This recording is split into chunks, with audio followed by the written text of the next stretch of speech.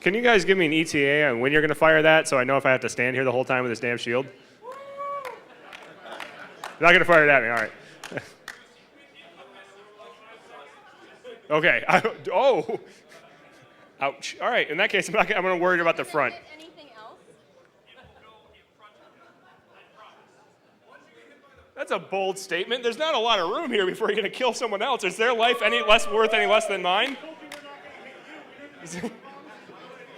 You are all expendable. We have that t-shirt, right? Yeah. Ted, are we ready? Yes. Thank you. You threw your voice well, sir. Okay, so you're good? Yeah, I'm good. We're rolling. All right, we're good. Sweet. Welcome to ShmooCon 2010.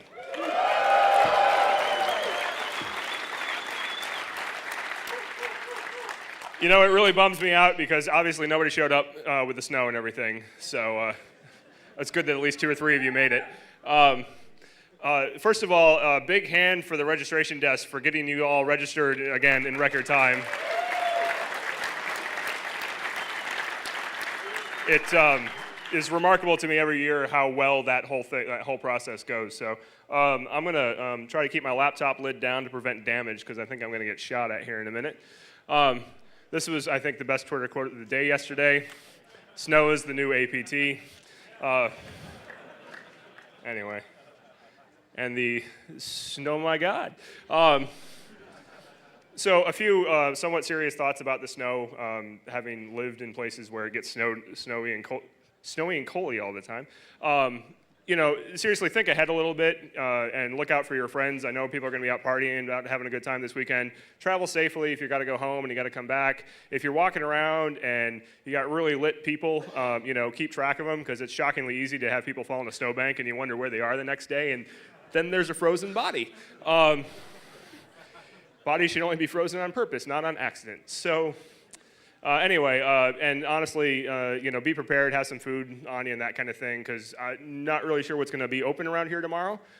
So if you're planning on living at Chipotle, you may want to go down and provide the Chipotle employees with several $100s right now to make it worth their while to come in tomorrow, because otherwise they may just stay home. So, you know, seriously, do think ahead, you know, just trying to keep everyone alive and safe.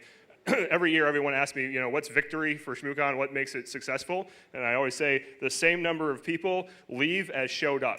Like, I will accept more people leaving than showing up. You know, birthing and things like that can happen. That's cool. But less people is absolutely unacceptable. So I like everyone to be alive. Speaking of numbers, so we're expecting 1,550-ish again this year, about the same size as last year. And we'll probably get a few less because of the snow, but this is a fantastic crowd for the first day, so I really want to thank everybody for coming here. How many people are staying at the hotel? Fairly large. How many people are actually going to go home tonight? And how many of those people are going to come back tomorrow? You've all been to the Ski-Doo shop and bought yourself some new snowmobiles, I see. Anyway, there's obviously more snow talks, etc. And again, there's the Jeffersons over here, or the J rooms on that side and the T rooms on that side. If we ever refer to a room like they're in the Tyler, at least you know it's over there. So I feel compelled to do the, you know, flight attendant thing. So next, talks. We're keeping the same format as next year. This should not be, or as last year. This shouldn't be a surprise to people. The one thing that is different that's worth calling out, last year on Sunday you had to go downstairs to get to the Bring It On track. We're not doing that this year. We have the Wilsons up here for the whole time. So I encourage you, leave this area, go find the Wilsons. It's not very far away. Go that way. The Wilsons are that way. They kind of go around, yeah. Do a circle, spin around 3 times, sniff your tail. Anyway, go to the Wilson rooms. It's literally just like walk toward the bathroom and keep on trucking, and you'll find it. The network. So who's been on the network yet? Handful of people, cool. Hopefully more of you will use it securely by the end of the conference. There are 3 networks available. So the thing that we do each year, and we'll go into this in a lot more detail during On the Con, the talk that we give on Sunday, but the one thing that we do each year is we get attendees to come in early, work with experts in the field, and build the con network. You could have a conference network that boils down to a couple of Linksys access points taped in the wall, plugged into the hotel connection, and go, we're done, right? That's not what we do. We try to build an enterprise-grade network in 36 hours with people that don't have the experience in building it and a few people that do. And so vendors are nice enough, they ship in their gear. They get sales engineers here. We get people from the community that are good at this stuff, and they sit down and they build a network that contains, you got authentication servers, login servers, we're doing IDS, there's all kinds of crazy stuff going on. So I encourage you, try out the networks. There's this Double Down network, which has lots of servers on it and Easter eggs and other things that you can play around with. Go to the labs. It's over here in this hallway at the very end.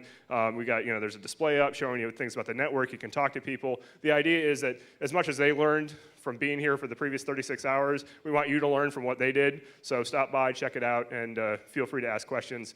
And if you want to use the WPA network, you can go to labs.shmoocon.net and get yourself a cert, get on there, and use that network securely. Shmoo-balls. Shit. So, Shmoo-balls are back. For those... It's tracking me, guys.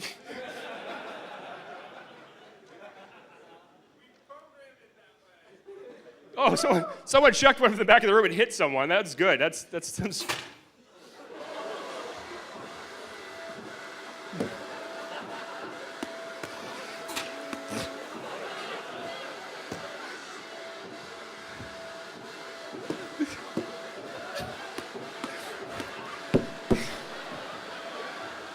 Look at the leopard skin tail on that thing. Oh my God. Holy shit.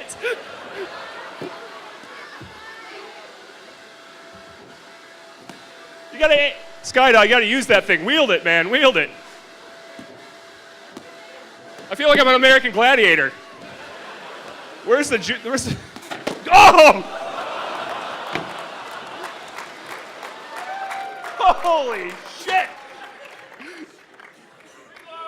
Oh, if I wasn't so fat, I'd show you the bruise. God damn.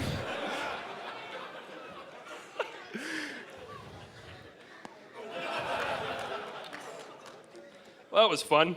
Yeah, you did my arm. You got my side. That was good.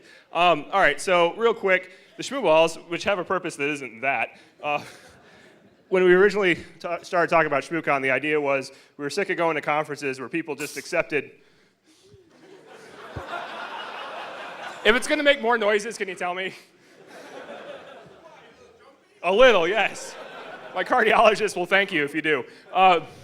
So here's the deal. We go to conferences, people say stupid stuff on stage, and there's 1,000 people in the audience who write down said stupid stuff, take it back to where they work, and tell other people the stupid stuff, and that becomes the security industry, right? I mean, we're not formally trained for the large part in the line of work that we do, and we learn from situations like this. We learn shaman style, right? This may be the world's greatest shaman learning environment in the world is the security industry. But the problem is there's no way to call bullshit, right? When someone's on stage saying something stupid, it takes a lot of balls to stand up and go, I disagree, right? Because you're going to look like a dick, even if you're right? So rather than make people do that, we decided, hey, let's give them something they can throw at the speaker, and let's give them something that, you can throw this from the side and just like, wasn't me, it's that guy, he's the dick. And you don't even have to say anything, but it's a mechanism to try to keep the speakers accountable for the crap that's coming out of their mouth. So not that all the speakers, at conferences are full of crap, but there are a few where you sit there and you're like, really? Like, we're not taking this guy out back and beating him for saying this stuff? And so what we wanted to do, we armed everyone with Shmoo-balls, and it's kind of evolved into, well, that thing. Is that what you drove here in? Because it's going to be cold on the way home. Anyway, so please don't forget that with all the frivolity of the Shmoo-ball launchers, that there is, some seriousness about the Shmoo-balls themselves. Beyond that, what I'm going to encourage this year, please read the sign. First of all, we got Larry again using the same marked up.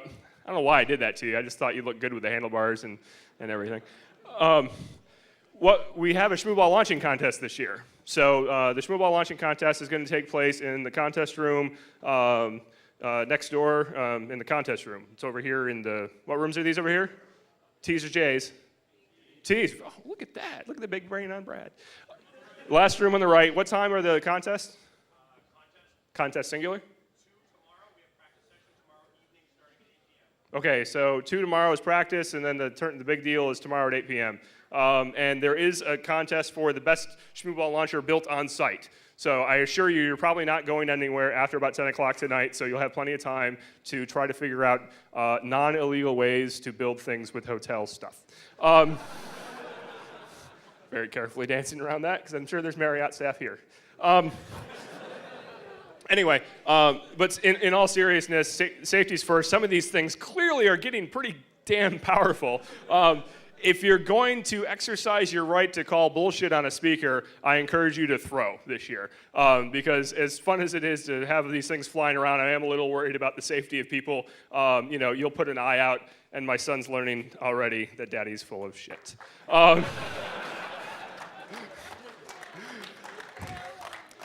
All right, Hacker Halo's back again. I got Chris Compton's high school yearbook photo here. Are the Hacker Halo, anybody hear from them? Raise your hand somewhere in the back. Yeah, there's Chris Compton. He doesn't have his Master Chief helmet on. He's taking a break today. But Hacker Halo, for those that don't know, you can play Halo, you can hack stuff, you can win good prizes. Practice is tonight? Yep. Okay, 8 o'clock tonight, there'll be practice in this part of this room. What we're going to do tonight, actually, is the hotel staff at some point is going to close that air wall and start building that room out to be the other half of, or one of the tracks for tomorrow. But Hacker Halo will be practicing in here, and then the real event is tomorrow night. So please stop by, sign up. They've got a sign-up booth out front right now. You can sign up to play. And they'll have a sign-up available at practice tonight, too, I assume. Yep. Alrighty. Back again this year is the Hacker Arcade and the TF2 tourney next to Lockpick Village. Again, there's 2 parts of the TF2 tournament this year for those that are interested in playing. The first part is just a standard tournament. The second part is a cheater tournament. We've written some cheats. You can bring your own cheats. You can see who can cheat the best. We've got aimbots and ESP set up right now. If you've got other things you want to bring, you're more than welcome to. And we're basically going to have a knockdown, drag-out, bloody battle. So there's 2 different tournaments, both of them occurring on Saturday. If you want to sign up, you can sign up out front again or in the TF2 room later on tonight. One of the things we try to do with this is turn this into an educational process, because writing cheats for video games is a lot like writing malware. It's just the payload's different, but you're doing the same types of things. You're hooking DLLs, you're hiding processes, you're doing all the stuff that you would normally do when you write malware. It's just, in this case, we're not compromising systems, we're shooting people in the head. It's much more friendly.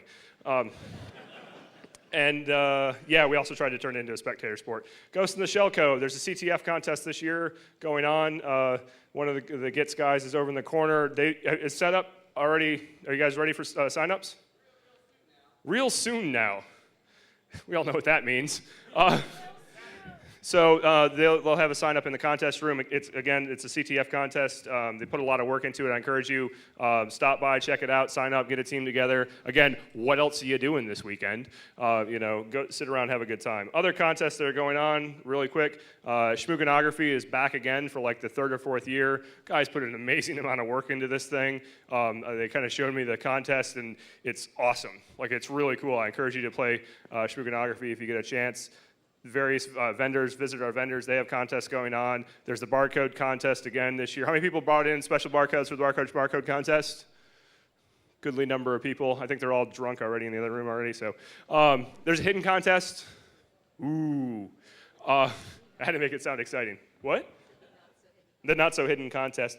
Winners of everything will be announced at the end of the con in our closing session. So once again, Lockpick Village. For some of you, this is a broken record. You can tune out, pop in the Walkman. I don't really care. The Walkman. Fail, yeah, that's total fail. That was, wow. I'm a Sony fanboy, apparently. Down with Apple.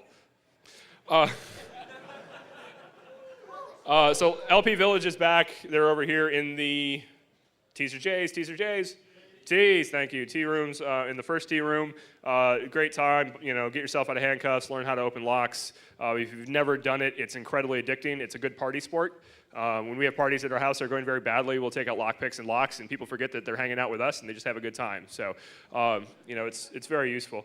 T-shirt charities. Oh, shiza. Bob, is there an audio connection up here for me? To my left. That's okay. It's stuck in the edge of the table. I think it's a dirty lie. Oh, there it is. This is a multimedia presentation, as it turns out. Ooh, that was supposed to be impressive. T-shirt charities are back again. So every year what happens is we print T-shirts.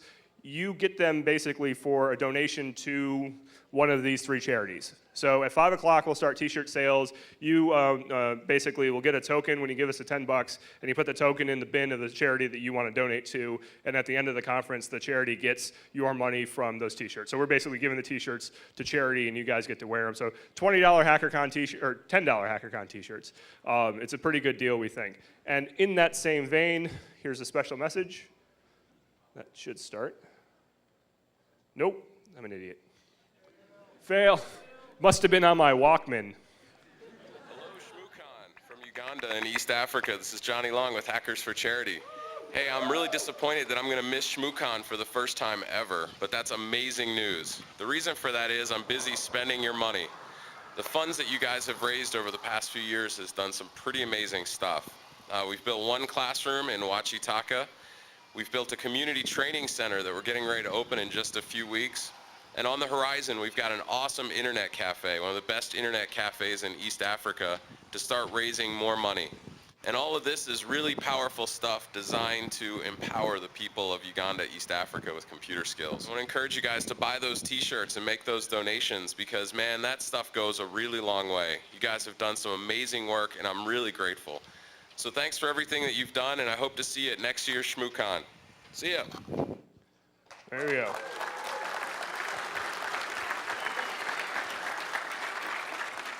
And I think EFF, is there somebody from the EFF that wants to come say a couple words? Oh, hello there.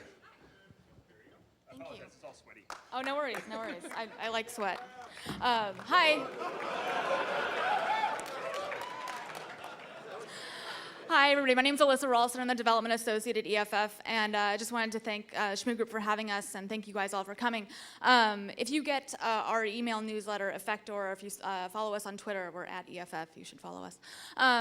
You have probably heard that we're coming up on 20 years of being around and protecting your privacy rights, your free speech rights, your rights to innovate. So.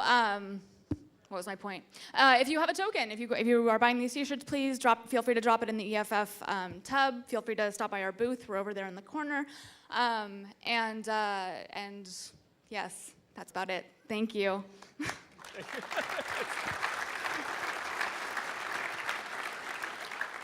All right. Next up, parties. Oh, what?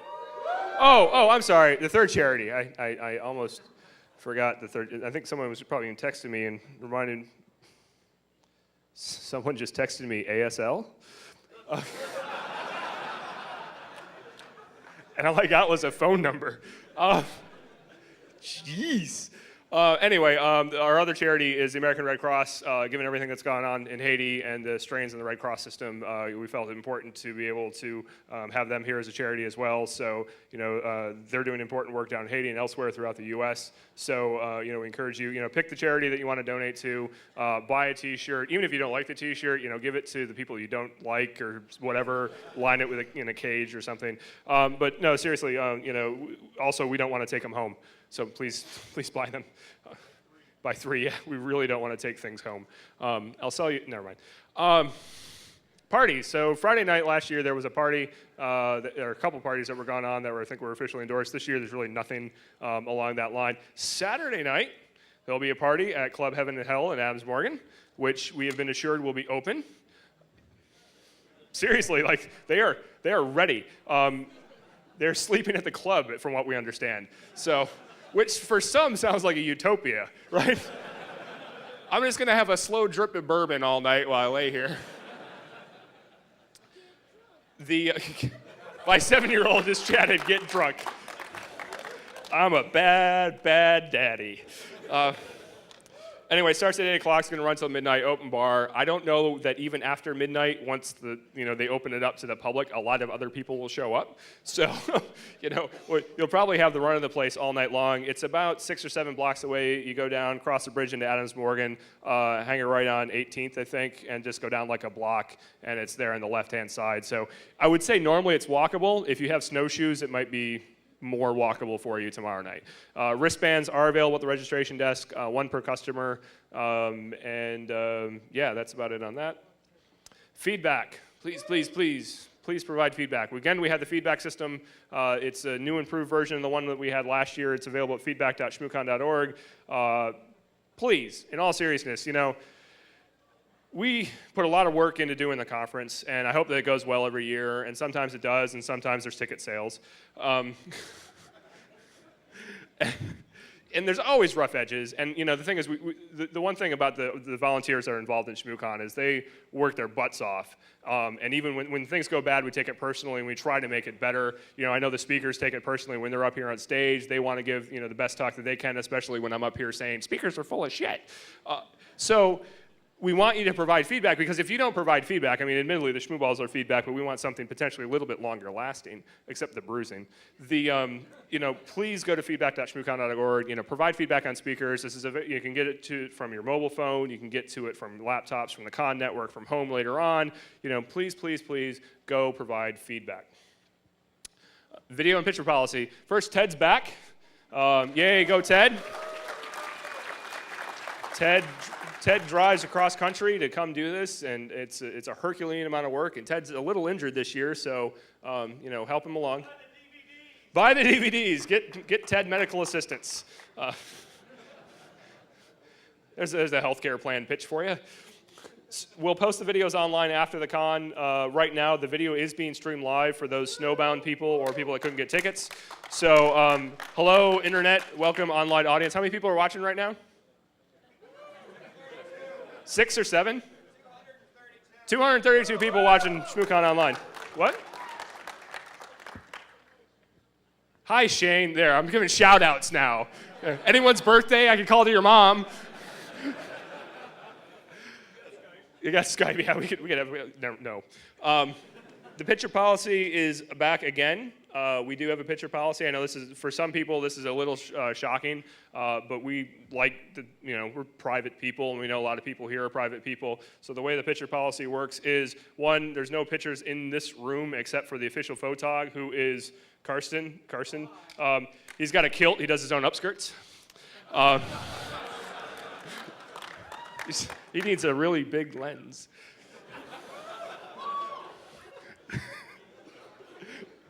I'm gonna pay for that later. What?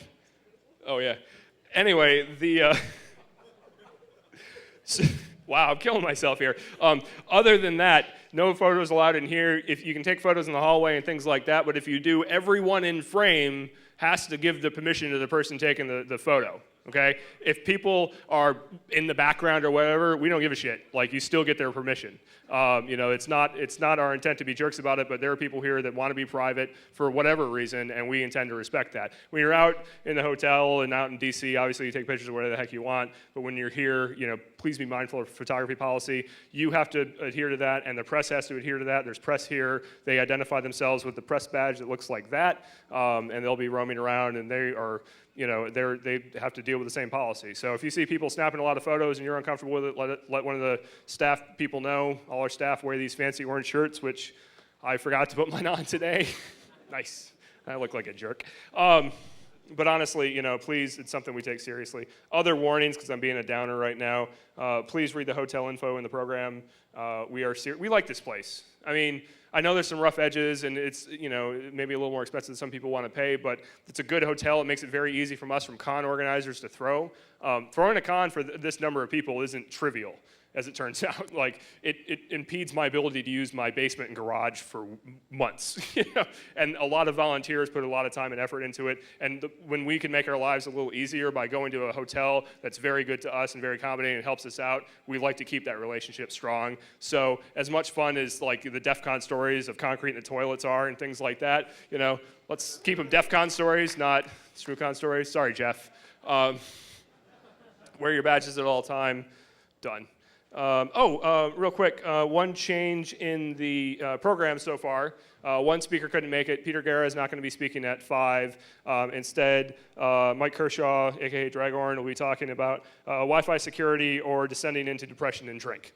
So that's the 5 o'clock talk now instead of Peter. As far as we know, that's the only change so far. Any other speakers couldn't make it?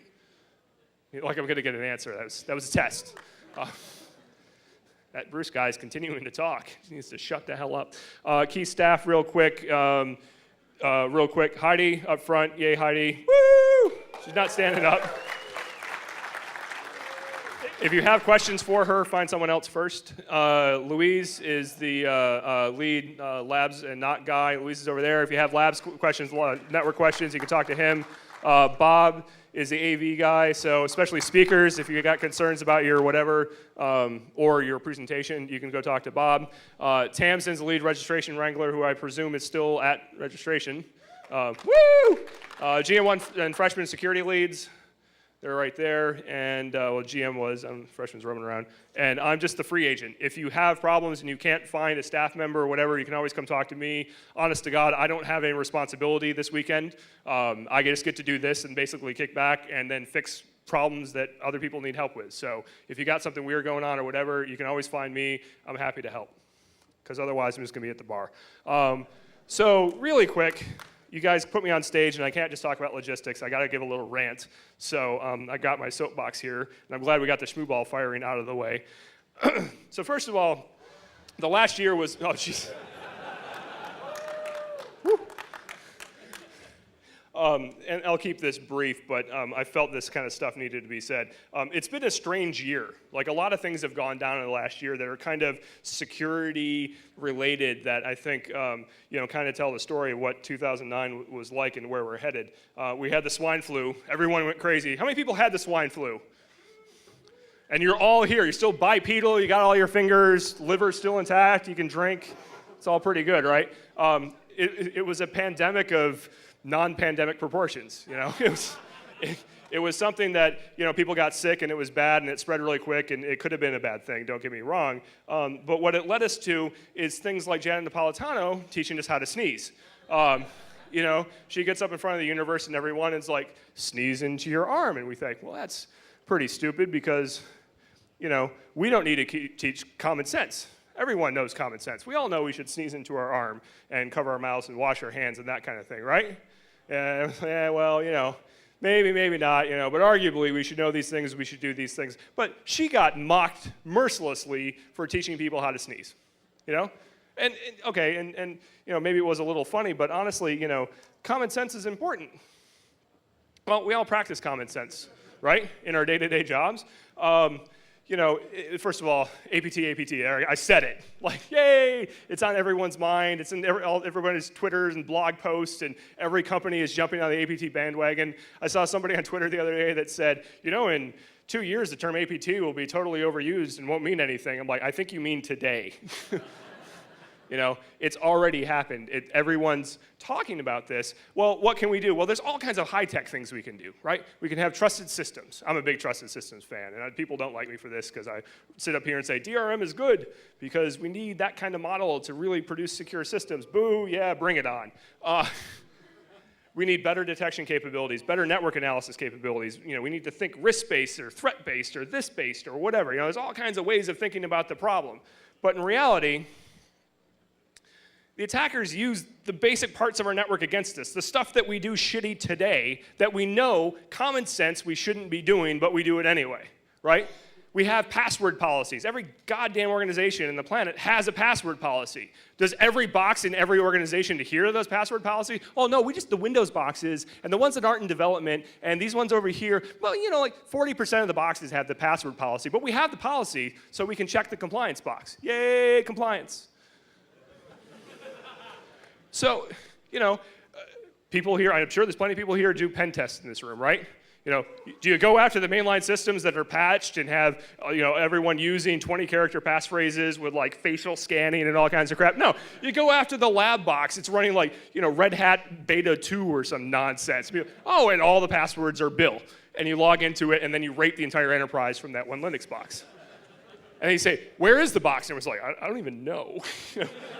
It's gone. We have auditing everywhere, right? We have every audit log we want all aggregated to one place. Yeah, we know auditing's good, right? Auditing, good. Common sense, we should have audits turned on.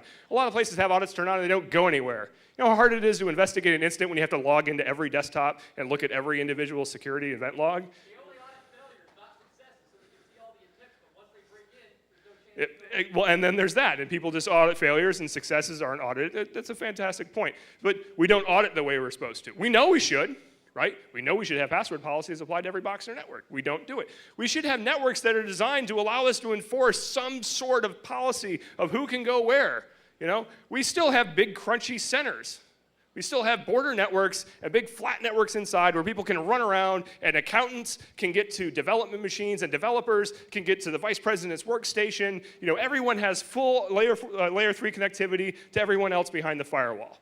You know, and then when you say, you know what, I'm really scared about this threat. I think we should start to turn some knobs and prevent people from going to places they can't. Well, you know what we have in the center of our network? We have a switch, and it doesn't do that. So, sorry, tough shit.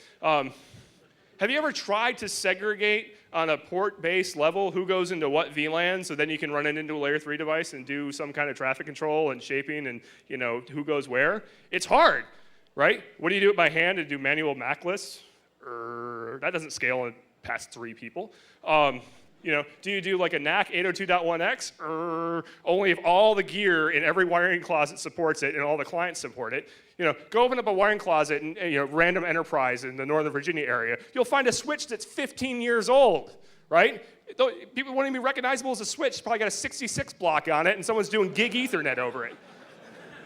You know, holy crap. Well, that box, I bet, won't be upgradable to 802.1x. Right? So we don't even have the core capability to do the basics of segregating our network in a meaningful way to prevent people from doing things they're not supposed to. This is sneezing into your arm, into your sleeve, right? I mean, this is what we're trying to do every day, and instead we end up sneezing into our crotch, okay?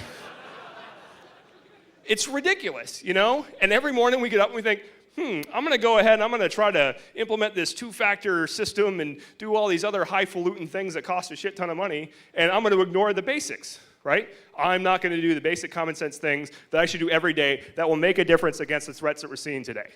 Right? Anyway, so another funny thing that happened on the way to the airport, I had to get naked and show everyone my bum so they realized I didn't have a bomb. There was a Christmas Day bomber. You know, he did something people didn't expect, which was strap explosives to his unit. There's a lot of places I could go with this. I'm not going to go to any of them. You know, but we've got things like, you know, 311, you know, all this kind of crazy stuff, body scanning, all these kinds of things that, you know, someone thinks is making us more safe in the air, right? I mean, ultimately. And we all know this kind of as security theater. Right? Does it really make us any safer? Does body scanning, is taking my shoes off, make it any safer? One guy tried to blow up one airplane with his shoe, and now however many hundreds of millions of people a year have to take their shoes off when they go through an airport, okay? Is it an appropriate response? Maybe, maybe not, but we keep layering all these things. It's defense in depth for the airline industry. Ha-ha. For anyone that's heard my defense in depth rant, we'll just insert the I think it's moronic quote and continue on. So is it a great use of our money? I don't know. Well, Transport Canada wishes to advise travelers of new security regulations for flights to the United States. Carry-on bags are no longer allowed. You may be asked to submit to a full body scan.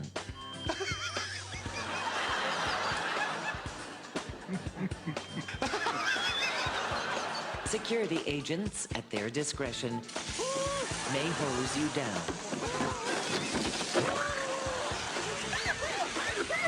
You may be asked to complete 4 sides of a Rubik's Cube.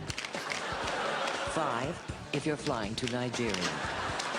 Failure to comply could lead to a full strip search.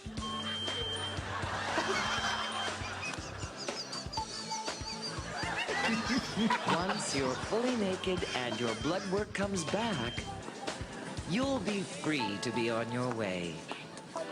Please arrive 3 days prior to your flight. Transport Canada, a division of the U.S. Department of Homeland Security. Safety first.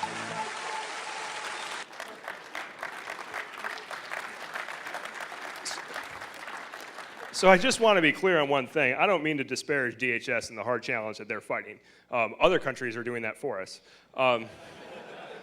But it's a tough challenge. It's not, they're dealing with problems that we haven't faced before. We haven't faced in this scale. We haven't faced with a public who's quite as aware every second of everything that's going on, thank you, Twitter, of all the threats that we're facing and everything, all the countermeasures that are being employed. So, well, you think, well, that's security theater and it leads to this. Well, arguably, we could do the same video about our job and it would be even funnier because it's even sadder, right? We spend billions of dollars each year to protect our networks, right?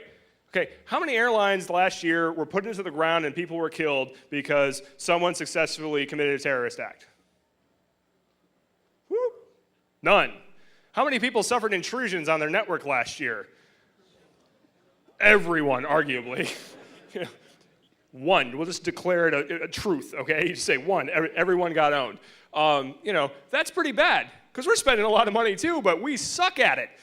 We're not doing a very good job. And there's a lot of difference. I'll admit, like air travel, the physics of air travel hasn't changed since the dawn of time. It's still basics of lift and things like that. Our job changes every week, and I'll give you that, but come on now, we're spending a lot of money, and the news in the last 2 months was dire, right? We were worried for a long time about making the case of needing security to go to the CEO and say, we really need to care about computer security. We really need to care about all these bad things happening. Well, all the news that came out in the last couple months made the case for us, right? It was on everyone's tongue. Google's going to pull out of China. All this stuff's going down. There's all these news reports about what's happening. CEOs reading the Wall Street Journal. Holy shit, everyone got owned. I bet you we got owned too. They had the realization. What do you do now? Right? What's the next step? We're all the practitioners. What can we tell them? What can we do differently tomorrow? Spend money, damn right. How do you solve the problem? Spend more money. And then a year when they say, tell me how well you spent that money, and you come up, how many people have to do metrics for their job and say, this is how good we're doing, right? Those mean a lot, right? Fuck metrics. I mean, everybody, you get to the end of the year, you're like, I'm going to put some numbers down that make it look like we made progress. Sweet, I didn't get fired. It's tough because the response right now is, that's how the yardstick for the first year is going to be spend more money. And if this stays in the news and people still continue to have bad days and enterprise still continue to get intruded upon, we're going to need a different yardstick, and B, we're going to need different professionals because we're all going to be fired because they realize we're not doing what we're supposed to be doing, which is keeping the networks and systems and people secure. So the TSA parody video that we just watched, I don't think is nearly as funny when you think of it the fact, well, they're actually being somewhat successful, even if it's a little theatrical. We're just failing at our jobs every day. There. I said it. That was it. That was a real downer. Yeah, so you can have fun now. I'm done being a bitch. Shit.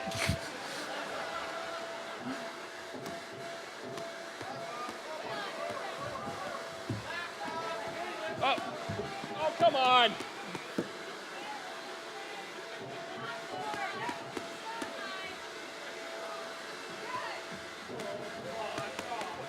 You have terrible aim.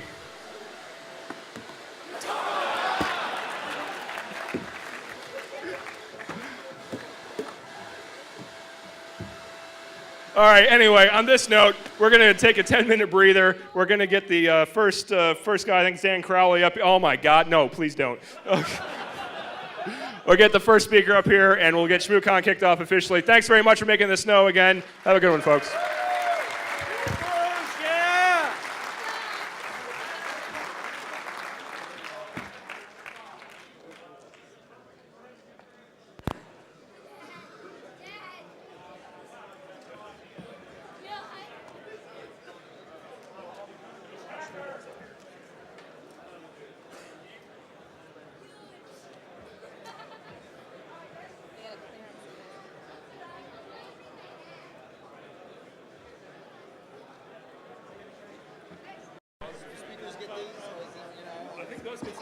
Stay up here. Okay.